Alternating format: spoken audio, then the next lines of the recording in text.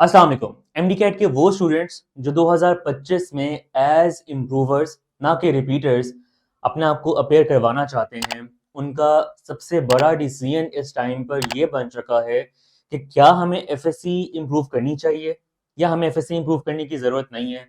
अगर FSc improve करनी है तो उसमें सब्जेक्ट सिलेक्शन क्या होगी, हमें एग्रीगेट के अकॉर्डिंग अपनी जो प्रायोरिटी है उसको कैसे मैनेज करना है।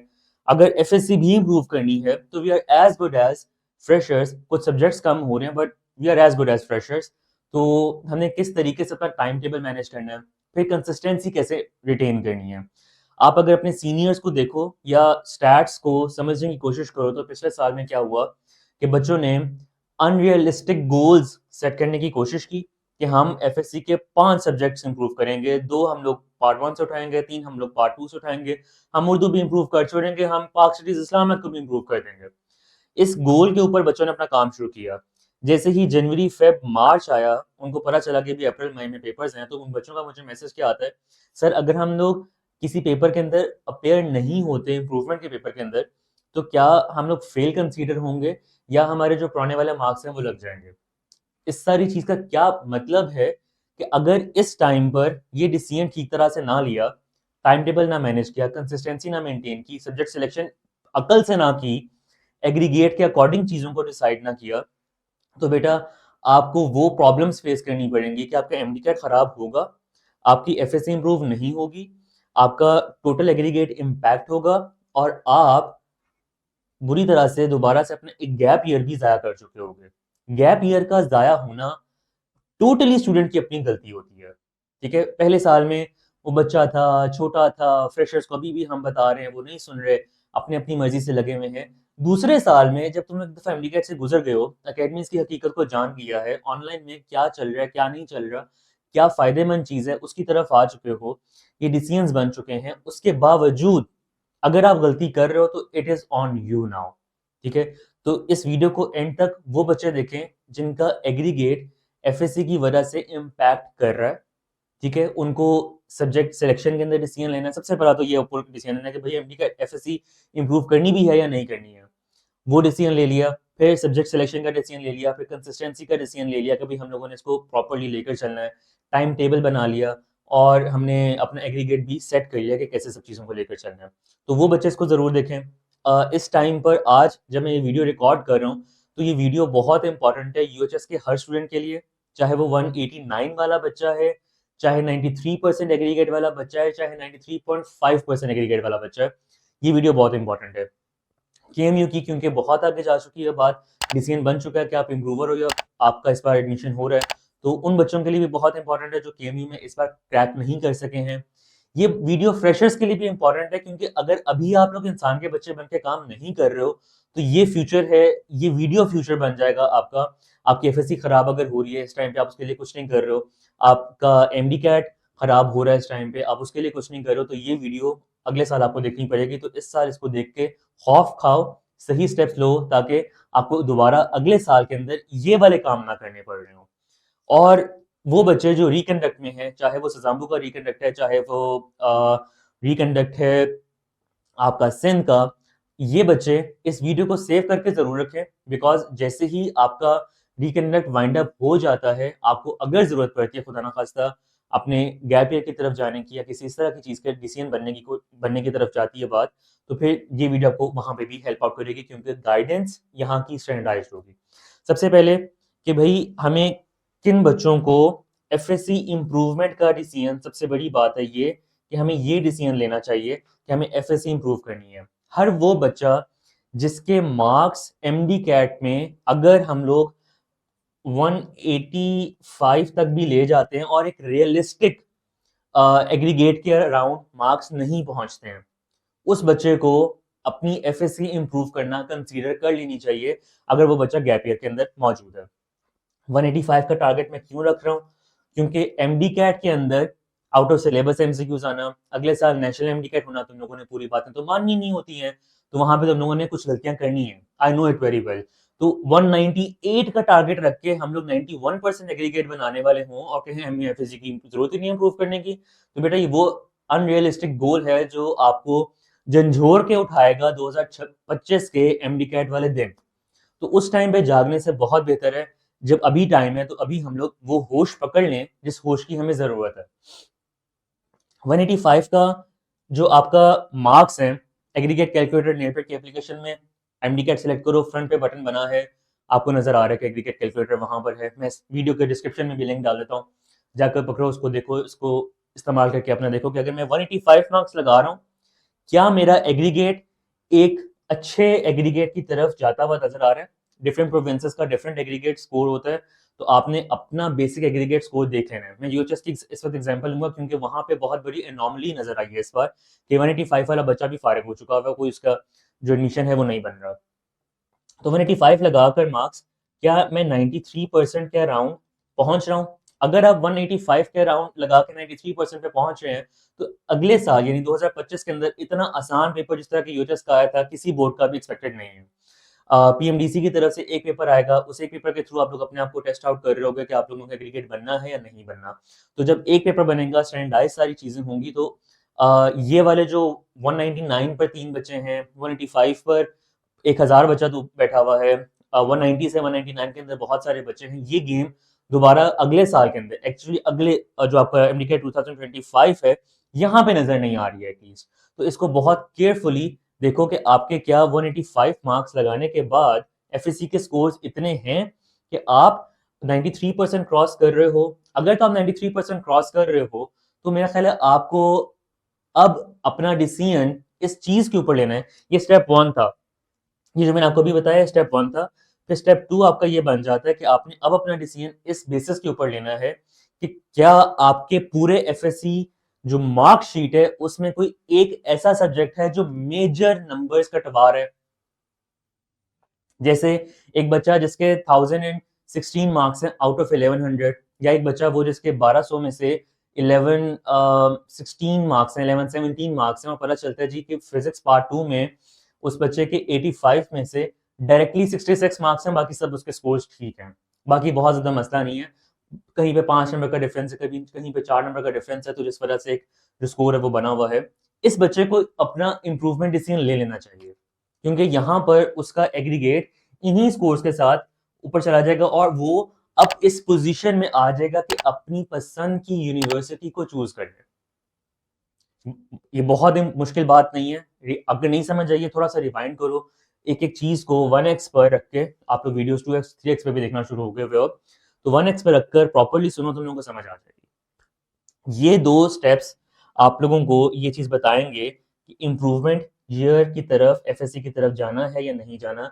यस और नो आपको स्टेप 1 ये, स्टेप 2 ये बता रहा है। अगर फिर से रिपीट कर देता हूँ चीज को, अगर आपका 185 रख के भी 93-94% की तरफ नहीं जा रहा, एफएससी के सब्जेक्ट्स को इम्प्रूव करना जरूरी है। और दूसरी चीज, अगर आप एक सब्जेक्ट या 2 सब्जेक्ट के अंदर मैक्सिमम मार्जिन लूज कर चुके हुए हो, एग्रीगेट जा रहा है, अभी भी जा रहा है, 93% पे जा रहा है, लेकिन एफएससी मार्कशीट खोली, वहां पे देखा कि एक ही सब्जेक्ट ने मैक्सिमम मार्जिन लूज किया हुआ है, उस एक सब्जेक्ट की वजह से बहुत सारे नंबर्स कटे हुए हैं, बहुत सारे जो स्कोर्स है वो नीचे गए हैं, तो उस एक सब्जेक्ट को इंप्रूव करने में कोई मसला नहीं है। अगर वो सब्जेक्ट साइंसेज में है खास तौर पे, तो फिर तो जरूर अपने आपको इंप्रूवमेंट डिसीजन की तरफ लाओ। इसके अलावा अगर फर्स्ट स्टेप ही नहीं पूरा हो रहा, 185 स्कोर्स के बावजूद भी आप नहीं जा पा रहे हो 93-94% के ऊपर, बेटा जरूर कंसीडर करो अपने रिकनेक्ट को, अपने इम्प्रूवमेंट डिसीजन को जरूर लो और सब्जेक्ट सिलेक्शन की तरफ अपने आप को लेकर चलो और देखो कि कौन सा सब्जेक्ट है ऐसा जो हमें मार्जिन दे सकता है। एक स्टूडेंट ने आज मुझसे क्वेश्चन किया था ये मार्कशीट शेयर करके, जिसकी वजह से मैं ये वीडियो रिकॉर्ड कर रहा हूँ कि एक बच्चे को तो मैंने गाइड कर दिया, इस बच्चे को तो मैं उस पोजीशन पे ले गया कि वो अपना काम अच्छी तरह से कर लेगी, लेकिन बहुत सारे ऐसे बच्चे हैं जिनके पास मेरा नंबर नहीं है, या वो मुझे मैसेज करेंगे भी तो मेरे पास इतना सारा इन्फ्लक्स आ जाएगा मैं रिप्लाई नहीं कर पाऊंगा। तो ये डिसीजन आपको इस वीडियो को देख के बड़ी आसानी से बन जाएगा। ये उस बच्चे की मार्कशीट, अगर आप इसको देखो तो यहाँ पर एक अच्छा साइंसेज में मार्जिन मौजूद है, ठीक है, 1059 मार्क्स उस बच्चे के पास मौजूद हैं, ये मार्क्स आउट ऑफ 1200 हैं, इस वजह से इम्प्रूवमेंट डिसीजन उसका बना हुआ है, उसके यहाँ पर 89% के अराउंड कुछ मार्क्स नजर आ रहे होंगे। तो अब इसने सब्जेक्ट सिलेक्शन की तरफ आना था। सब्जेक्ट सिलेक्शन में फर्स्ट क्वेश्चन ये बनता है आपकी, मैं एमडी कैट स्टूडेंट्स की बात नहीं कर रहा हूं यहां पर, मैं आपकी बात कर रहा हूं। आपकी अपनी फैमिली सिचुएशंस क्या हैं, आपकी पर्सनल सिचुएशंस क्या हैं। अगर आपको ट्यूशंस पढ़ानी पड़ती हैं अपना एमडी कैट को स्पॉन्सर करने के लिए, घर में सपोर्ट करने के लिए, बुक्स को खरीदने के लिए, अगर आपको तंदूर पे नान लगाने पड़ते हैं, अगर आपको कोई और XYZ काम करने पड़ते हैं, आपके पास दिन में 24 आवर्स नहीं है और ये रियलिटी है, आपको अल्लाह ताला ने इस चीज़ से आजमाया हुआ है, तो अपना डिसीजन अकॉर्डिंगली लो। आप बहुत ज़्यादा सब्जेक्ट्स को पिक करके सब सब्जेक्ट्स को लूज कर दोगे और एमडी कैट भी बेरागरक हो जाएगा। ठीक है, अगर आपको अल्लाह ताला ने हर चीज़ से नवाजा हुआ है, ऑलरेडी इस तरह से आजमाया है, देकर आजमाया है, और आपके पास टाइम के अलावा कोई और चीज़ नहीं है, ठीक है, आराम सुकून से पूरा दिन आप अपना एमडी कैट को दे सकते हो, एफएससी को दे सकते हो, तो डिसीजन डिफरेंटली बनेगा। दोनों डिसीजन से सक्सेस निकल सकती है, इसलिए डिसीजन अच्छा लो। डिसीजन अच्छा लोगे, आपका काम आसान हो जाएगा, सब्जेक्ट सिलेक्शन को अच्छे तरीके से करोगे, काम आसान हो जाएगा, नंबर्स निकल आएंगे। तो सब्जेक्ट सिलेक्शन को बहुत केयरफुली देखो।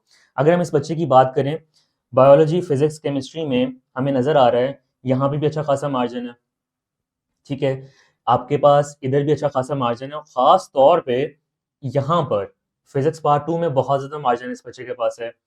केमिस्ट्री की बात की जाए तो यहाँ पे बहुत ज़्यादा मार्जिन है, और बायोलॉजी दोनों पार्ट्स में अच्छा खासा मार्जिन है।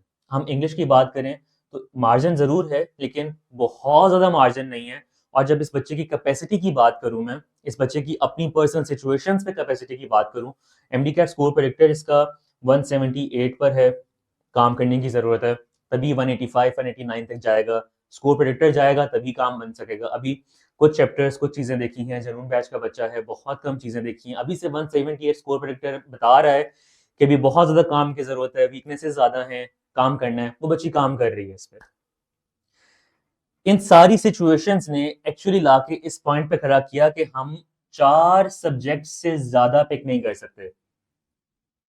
ये मेजर डिसीजन है, कितना इंप्रूव करना है, कितने सब्जेक्ट्स इंप्रूव कर सकते हैं।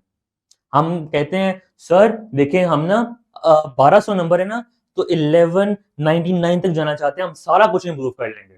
ये जो सर को आपने बहुत बड़ा वो ख्वाब दिखा दिया ना कि सारा कुछ इंप्रूव हो जाएगा, हफ्ते के अंदर गिर जाओगे, तुम लोग प्रैक्टिकली नहीं कर पाओगे। इसलिए सर के साथ जब बात कर रहे हो तो उस तरह से बात करो कि प्रैक्टिकल एंगल्स पर आप कितने सब्जेक्ट्स इंप्रूव कर सकते हो, ये पहला डिसीजन होगा, देन सब्जेक्ट सिलेक्शन की तरफ आ जाओगे।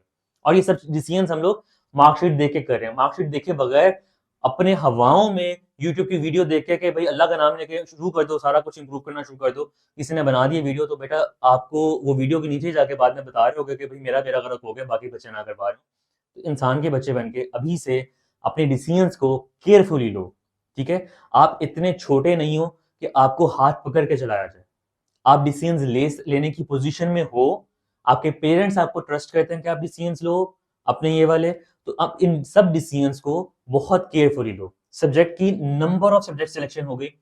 अब यहाँ पर इस बच्चे को, क्योंकि बायोलॉजी एमडी कैट में भी पढ़नी है, तो कोई मसला नहीं आएगा, 13 टॉपिक एमडी बायोलॉजी के एमडी कैट में पढ़ने ही पढ़ने हैं, तैयार करने ही करने हैं। अगर एफएससी इंप्रूव कर रही है तो बहुत आसानी से एटलीस्ट 13 चैप्टर्स कवर हो सकते हैं, ठीक है। वो आपके एंड गोल आपका यहाँ पर जो ये एग्रीगेट मैंने लिखा हुआ है ये है कि एग्रीगेट आपने इंप्रूव करना है, वो एमडी कैट से एफएससी से मिलाकर एंड गोल की तरफ लेकर जाना है, उसको इंप्रूव करना है, तो उसकी तरफ जो गेम है वो जा रही है।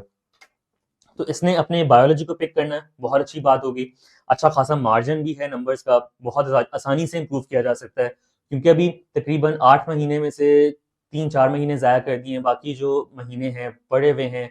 याद रखना है इस बात का, आगे रमज़ान है, याद रखना है इस बात को, आगे ईद आनी है, याद रखना है इस बात को कि हम लोग वो मुसलमान हैं जो एक परफेक्ट रमज़ान की रूटीन आ जाती है, हम पे पड़ जाती है ज़बरदस्ती, तो हम बेड़ा गर्क कर चुके होते हैं अपना, क्योंकि हमें कोई काम हो ही नहीं रहा होता उसे एक परफेक्ट रूटीन वाले मंथ में, क्योंकि हमने अपनी रूटीन्स को बहुत ज़्यादा ख़राब कर दिया हुआ है।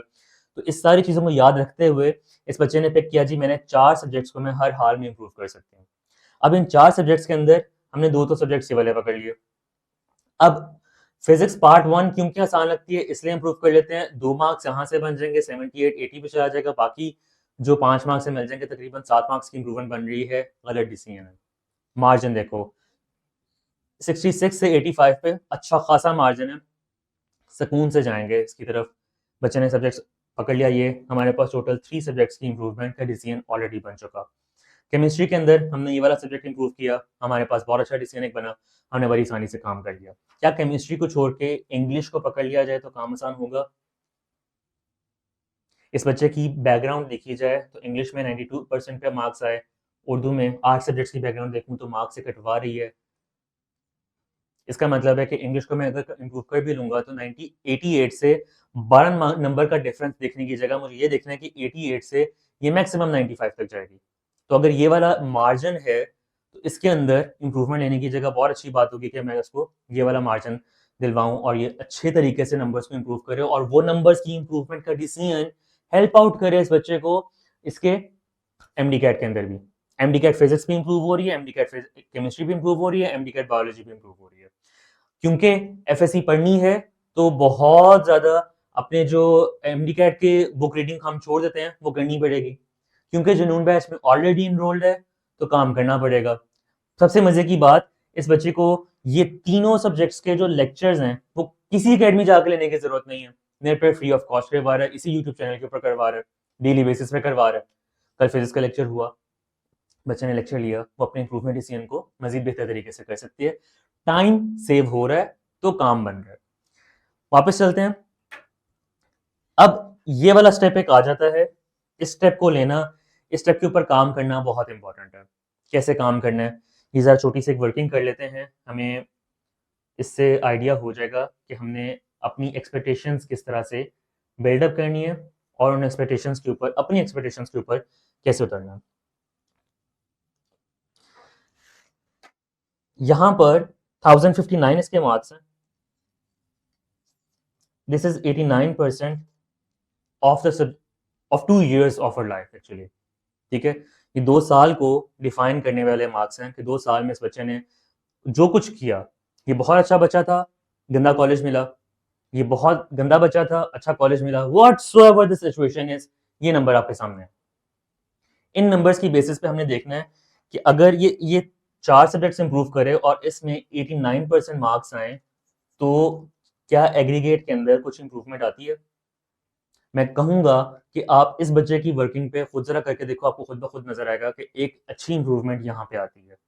ठीक है, ये 1059 की फिगर बहुत ऊपर की नंबर की तरफ एक चली जाती है अगर इस बच्चे की एग्रीगेटिव बेसिस पर ही नंबर्स दोबारा आ जाएं। मतलब इसने अपने आप को एज अ स्टूडेंट बहुत ज्यादा इंप्रूव नहीं किया, सिर्फ सब्जेक्ट्स इंप्रूव किए, फोकस सब्जेक्ट्स पे काम किया, जिस जिस लेवल पे बोर्ड ने इसको टारगेट किया हुआ था ऑलरेडी, उसी लेवल के ऊपर नंबर्स दोबारा आ गए। बच्ची इंप्रूव फिर भी कर चुकी है क्योंकि सिलेक्शन का अच्छा डिसीजन लिया, सब्जेक्ट नंबर ऑफ सब्जेक्ट का अच्छा डिसीजन लिया, सही टाइम पे डिसीजन लिया, सही रिसोर्सेज को यूज किया और कान खिंचवाती रही मेरे से। ठीक है, तो काम बनता हुआ नंबर्स अच्छे बन गए। फिर अगर हम देखें दूसरी चीज कि अगर हम लोग यहाँ पर देखते हैं कि बच्चे ने अपने आप को भी एज अ स्टूडेंट भी इंप्रूव किया और इसके तकरीबन 95% तक मार्क्स तमाम सब्जेक्ट्स के अंदर मिलके बन जाते हैं, यानी जितने सब्जेक्ट्स फॉर इंप्रूवमेंट इसने 4 पे किए हैं उन सब के अंदर अब 95% के अराउंड मार्क्स आते हैं। अच्छी बात होगी 100% को टारगेट किया जाए, सिर्फ 4 सब्जेक्ट्स हैं, लेकिन एनॉमलीज हम सारी की सारी कंसीडर कर लेते हैं, हमारे पास 95% मार्क्स आए हैं। अब इन 95% मार्क्स को लेकर अगर ये एमडी कैट की तरफ जाती है तब भी इंप्रूवमेंट बहुत ज़बरदस्त है। ठीक है, इस बेसिस पर जाके अपना एग्रीगेट देखा जाए कि इसके एग्रीगेट पर अगर यहाँ से marks as it is without improvement देखे जाए तो क्या एग्रीगेट रिक्वायर्ड है for the MD CAT success? जी ये एग्रीगेट रिक्वायर्ड था 190 प्लस मार्क्स कहीं पर आ रहे होंगे तो अब कहीं जाके एमडी कैट का डिसीजन बनेगा। 190 प्लस हमेशा लेना, टारगेट जरूर होना चाहिए, गोल जरूर होना चाहिए, काम इस पे जरूर करना चाहिए, हर बच्चे के लिए पॉसिबल नहीं हो पाता। साइकोलॉजिकल बहुत ज्यादा इंपैक्ट्स होते हैं जो आप लोगों पर आ रहे होते हैं, खास तौर पर इंप्रूवर्स के अंदर जिनको आप कंसीडर नहीं करते हो, जिनके लिए आप कोई काम नहीं करते हो, कहने के बावजूद भी नहीं करते हो, जिस वजह से 190 प्लस हमेशा पॉसिबल नहीं होता। ठीक है, इंप्रूवमेंट जब कर ली, एग्रीगेट कैलकुलेटर ने इस बच्चे को बताया कि भाई अब तुम अगर 185 के राउंड भी मार्क्स ले लो, 183 के राउंड भी मार्क्स ले लो, तुम्हारी एग्रीगेट 93 टू 94% के राउंड बन जाएगा। और अगर ये एग्रीगेट बन जाएगा इस बच्चे के, ये एवरेज चीज़ें हैं सारी कि अभी इसने इम्प्रूवमेंट की है तो 95% मैक्सिमम मार्क्स बने हैं। इस बच्चे ने एमडी कैट का पेपर दिया है तो इतना मेहनत करने, इतना गैप ईयर में अभी से, ये अभी आप लोग वो स्टूडेंट्स हैं जिन्होंने अभी शुरू भी नहीं किया या शुरू कर चुके हो, डायरेक्शनलेस काम कर रहे हो, ठीक है, अभी नहीं पता क्या करना है। इस बच्चे ने काम शुरू कर दिया, वह डायरेक्शन के साथ काम कर रही है, स्ट्रीक रेट मेंटेन हो रहा है, स्कोर प्रेडिक्टर 178 पे ऑलरेडी है। मैं कह रहा हूँ कि पूरा साल ये एवरेज बच्चा रहता है, तब भी क्या एडमिशन सिक्योर हो रहा है? The answer is yes, admission secure हो रहा है। और अगर एडमिशन सिक्योर हो रहा है तो मेरा ख्याल है कि अभी मैं आपके ऑलरेडी 21 मिनट खा चुका हूँ, इन 21 मिनट को इन्वेस्ट करने का कोई फायदा था। और अगर एडमिशन सिक्योर नहीं हो रहा तो भी मैंने जो बातें की किसी काम की नहीं है, आपने जो काम किया किसी काम का नहीं है, आप जिस चीज़ अकेडमी जिस चीज़ टीचर का टाइम ज़ाया कर रहे हो किसी काम का नहीं है।